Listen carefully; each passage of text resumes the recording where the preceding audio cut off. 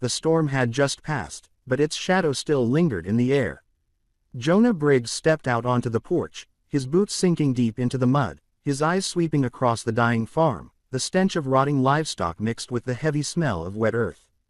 Half of his herd lay dead, the rest nothing more than skin and bones after months of drought. Jonah thought he had already seen all the suffering a man could bear in this unforgiving frontier. Until that morning, beside the sagging fence, 4 enormous shapes had collapsed onto the ground. At first glance, Jonah took them for tree trunks torn down by the wind. But then one arm gave the slightest tremble. His heart clenched. Those were no fallen logs. They were women, Apache women, and not ordinary women, but giants of the tribe. Iron shackles had left deep scars on their wrists. Scorch marks burned through their torn garments, their lips were cracked, their eyes sunken, their great bodies shuddering from exhaustion. They looked as though they had crawled straight out of hell itself. Having gone without food or water for days, Jonah's first instinct was to turn his back and walk away. To aid an Apache meant death for a white man. He could almost see the gallows already waiting for him in the town square. But then the smallest of the 4 stirred and opened her eyes, though she stood taller than most men. She trembled as her lips broke into a hoarse whisper. Water. Jonah froze in place, his hand tightening around the bucket hanging by the well. In that faint, ragged cry, he did not hear an enemy. He heard a human soul begging for life. And in that moment, he realized the Wild West was not only a test of a man's trigger finger, but of his very soul. Thank you, my friend, for letting me share this story with you tonight. Tell me, where are you listening from? I just wish you peace and happiness. Wherever you are listening to this story, Jonah slowed his steps, each footfall heavy as if weighed down with stone. He stared at the 4 massive bodies sprawled across the muddy ground. Even in their weakened state, their power was enough to chill a Western man's blood.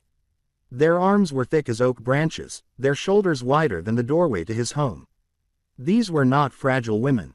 These were warriors. Jonah's mind reeled. He knew the law of the frontier. Anyone who gave shelter to Apache criminals was branded a traitor. A single accusation was enough to see a man swing from the gallows. He had seen it before. Once they hanged a farmer simply for letting a starving Indian child beg at his doorstep. No forgiveness, no defense. Jonah cursed under his breath and turned to walk away. But a faint groan pulled him back. The eldest, he guessed as much, strained to lift her head. In those deep, dark eyes, he saw a glimmer both fierce and desperate. There was no hatred there, only the same hunger for life he saw in his own reflection each morning. Damn it, Jonah muttered. He lifted the bucket, drew water from the well, and knelt down. He brought it to their lips, a sip at a time. Water dribbled across cracked mouths, and for the first time, the breath of the 4 giants came longer, steadier. Before he could rise, the youngest lurched forward. Her hand, big as his forearm, clamped around his wrist. The strength in her grip froze him, but her eyes trembled as she rasped a single word. Food. Jonah gave a weary smile.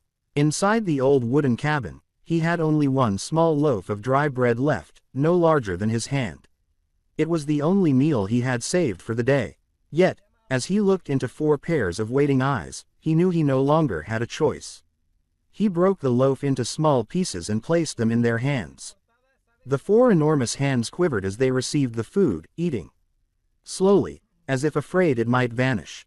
In that moment, Jonah felt the weight of it. He had just wagered his life. Leaning back against the broken fence post, Jonah watched in silence. The wind carried the smell of damp earth and the faint trace of blood. His memory drifted back to a night when the sky burned red. His home collapsed, and the screams of his wife and children echoed into nothing.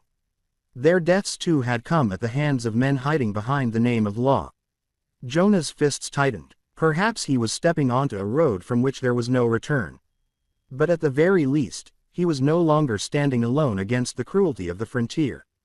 Jonah staggered as he guided each of them into the old cattle barn, abandoned since the previous winter. The rotted wooden door creaked shut, leaving only a dim light filtering through the cracks in the boards. The 4 towering bodies filled nearly the entire space, making Jonah feel like a child standing among living statues of flesh and bone. He pulled a tattered blanket over them, then sat down hard on the dirt floor, his back pressed against a wooden beam.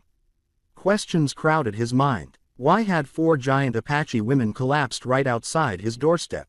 Why was fate forever driving him down a road with no way out? The eldest, Nala, spoke at last. Her voice was raspy but firm, the voice of someone more accustomed to giving orders than begging. We are not common prisoners. We were taken because we defied an order. Jonah frowned.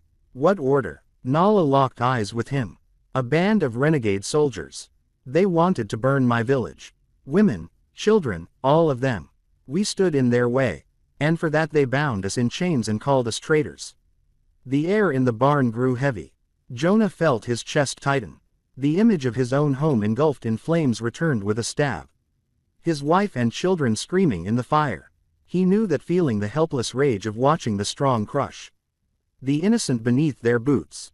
Kiona, the youngest, shifted slightly, her eyes glowing in the shadows. They wanted us dead to make an example, but we escaped and fell into your hands. She let out a rough laugh, half bitter, half grateful. Jonah did not answer. His gaze lingered on the deep scars of the shackles around their wrists, on the cold sweat running down the sunbray, the second sister, towering as tall as a mountain. These were no criminals. These were warriors who had dared to stand against evil. For a moment, Jonah felt torn between 2 worlds. On one side, the law of the town, where he might find safety if he turned them in. On the other, his humanity, where he would risk his own life to keep hold of his conscience. He sighed, removed the worn hat from his head, and set it down on the dirt. You have no strength left. Rest. I will find a way. At least until morning. No one spoke again. Only the whistle of the wind through the cracks in the boards and the heavy breathing of the 4 giants. Jonah sat in silence, his eyes wide open, telling himself that they would come soon, and this time he might not live to speak another word. That afternoon, the western sky darkened, though the sun had not yet set. The wind rose, carrying red dust that rolled in choking clouds. Jonah was bent over mending the fence when the sound of pounding hooves shook the ground outside the gate. He lifted his head and his heart turned to ice. 3 federal soldiers rode into the yard. Their coats still bore the blackened stains of ash, proof of villages recently burned to the ground. At their lead was Sergeant Merrick, a man known for his cruelty, his gray eyes dull and cold like those of a wolf. Briggs, Merrick barked, jerking the reins of his rearing horse. We have reports of strange tracks around here. Big like some kind of monster. You seen anything? Jonah forced himself to stay calm, his hands gripping the handle of the shovel. Only my sickly cattle. They tear up the ground when they wander. One of the soldiers dismounted, crouched low, and studied the mud. He whistled. Not cattle, Merrick. These are human tracks, bigger than any man I have ever seen. Jonah felt his blood freeze. Just a few steps away in the old barn, the 4 giant sisters lay hidden, their breath shallow. If the soldiers went inside, it would all be over. Merrick narrowed his eyes, fixing Jonah with a piercing stare. What is in that barn? Jonah swallowed hard, then forced a dry laugh. Nothing but an old shed, rotting straw, and manure. If you want to smell it, be my guest. The soldier moved toward the barn door, his hand resting on the latch. Jonah knew the truth was only seconds from spilling into daylight. In his mind flashed the image of a noose, the roar of a cheering crowd in the town square. Stop. Jonah's voice dropped low, steady, his grip tightening on the shovel as if it were a rifle. That is my land. No one steps in without my say-so. The air thickened. The 3 soldiers glanced at one another, then sneered. Merrick spat into the dirt. You have nerve, Briggs. But hear me well. If we find out you are hiding, Apache, your neck will hang higher than the town flagpole. He yanked the res, turning his horse, though his eyes still stabbed at Jonah like knives. Wait for me. I will be back, and I will level this place to the ground. The thunder of hooves faded into the distance, leaving the yard hollow and cold. Jonah exhaled, sweat streaming down his temple. He turned toward the barn. Through the cracks in the boards, 4 pairs of eyes stared back at him in silence. In that moment, Jonah knew he no longer had a choice. Thank you for being here with me tonight. If this story stirs memories of the old days of dusty evenings and the echo of hoofbeats in your heart, then subscribe to my channel so that each day we can sit together once more and I will share with you another tale of the West. Night fell over the prairie faster than Jonah expected. The sun had barely slipped below the horizon when darkness spread out like a heavy blanket, leaving only the faint glow of a lantern swaying on the porch. Wind whistled through the broken boards, carrying the bitter tang of rusted chains that still lingered in the barn. Jonah sat motionless, his rifle laid across his knees. A feeling unlike any he had ever known rose within him, caught between two lines, pinned between the law of the town and the grateful eyes of the four giants lying in the barn. From far off, the long wail of a dog echoed like an omen. Then out of the night, shapes began to appear. At first, only dark smudges in the dust, then slowly clear. Apache riders circling the homestead in silence. Their campfires did not burn, only the glint of steel spears and knives flashing pale under the moon. Jonah rose slowly to his feet. He did not raise his rifle, but he did not let it slip from his hand. From the shadows, a rough voice called out in broken English. "White man, you keep my 4 sisters in that barn." The barn door shuddered. Inside, Kiona stirred, her eyes flaring bright. Nala pressed a steadying hand to her shoulder, holding her back. They had recognized the voice. Jonah drew a deep breath, steadying himself. "They collapsed in my yard. I gave them water and I gave them bread." A heavy silence hung over the land. Then a tall figure stepped forward from the circle. Feathers and beads draped across his shoulders. Not the chief, but clearly one of the leaders. "Rumor flies faster than the wind," he said. "My people tell me the soldiers chained the 4 sisters for defying the order to slaughter villagers. Now they have escaped and fled to this farm." Jonah said nothing. He knew words of defense would be useless. All he could see were the 4 pairs of eyes inside the barn watching him, waiting for judgment. The Apache leader gave a slow nod. "The chief will come with the dawn. He will decide the fate of you and the sisters alike." With that, he gestured. The warriors faded back into the dark. Yet their presence lingered. A wall of silence tightening around the homestead. Jonah stood on the porch, lifting his gaze to the star-filled sky. He knew this night would be longer than any other in his life. And when the morning broke, every choice, every action, even a scrap of bread and a bucket of water would be weighed under the eyes of both worlds. At midnight, the wind shifted, carrying with it a strange acrid scent. Jonah sat slumped against the porch post, eyes half closed until his nose caught it. He knew that smell: burning pine and kerosene. The sound of hooves rose again, this time not hurried, but stalking like wolves on the hunt. From the distance, firelight flickered, swelling brighter in the dark. Jonah sprang to his feet, gripping his rifle tight. 7, 8 soldiers rode into the yard, torches and oil barrels in hand. At their head was Merrick, his face glowing red in the firelight like a devil's mask. He bared his teeth in a cold grin. "I warned you, Briggs. Did you think you could hide them forever? Tonight, I will burn this place to the ground. If there are Apache inside, they will burn with it." Jonah edged back toward the barn door, rifle leveled. "This is my land, Merrick. Take one more step and someone will fall." Merrick snorted and jerked his chin. 2 soldiers advanced, sloshing oil across the porch. Just one more spark, and everything would be an inferno. From within the barn came a stirring sound. The door burst open, and the 4 towering women stepped out slowly, but with a majesty like living mountains. Chains still clinked from their wrists, eyes blazing bright against the night. Taya roared, seizing a rotted beam from the barn and swinging it like a club. Kiona, the youngest, darted forward like a panther, tearing a torch from a soldier's hand and slamming it to the ground. Fire hissed out in the dust. Gunfire cracked sharp and fierce. Jonah braced his rifle and dropped the man who was about to fling oil on the roof. His shoulder jolted with every shot, but his hands did not tremble. He knew there was no turning back now. Battle erupted in chaos. Soldiers shouted. Horses screamed. Firelight cast huge shadows of the giant sisters as they struck, driving their enemies back. Suri III seized a long knife, cutting down the man before her with a single sweep. Nala stood tall in the center of the yard, her hoarse voice thundering in Apache, rallying them with a cry that seemed to set the night itself aflame. Jonah fired and reloaded, sweat streaming down his face. For an instant, the thought struck him. He, a poor rancher, now stood shoulder to shoulder with 4 giant warrior women, holding the line against a squad of soldiers. Then came the thunder of more hooves, louder, heavier. Just when it seemed they would all be swallowed by fire, the sound of Apache war horns echoed from the distant hills. Torches flickered on the ridges. The chief's warriors had arrived, sweeping in from both flanks like a storm breaking loose. Panic seized the soldiers. They scattered in retreat, leaving Merrick and a handful of wounded behind. Merrick snarled, eyes blazing with fury. But even he was forced to pull back, spitting his vow. "This is not over, Briggs. At dawn, death will find you." As the last hoof-beats faded into the night, the yard lay heavy with smoke, the stench of blood and burning oil. Jonah lowered his rifle, his hands trembling. The four sisters still stood tall at his side, like guardian spirits rising out of the darkness. Dawn spread across the valley, the first light of day stretching like a silver blade over the battered homestead.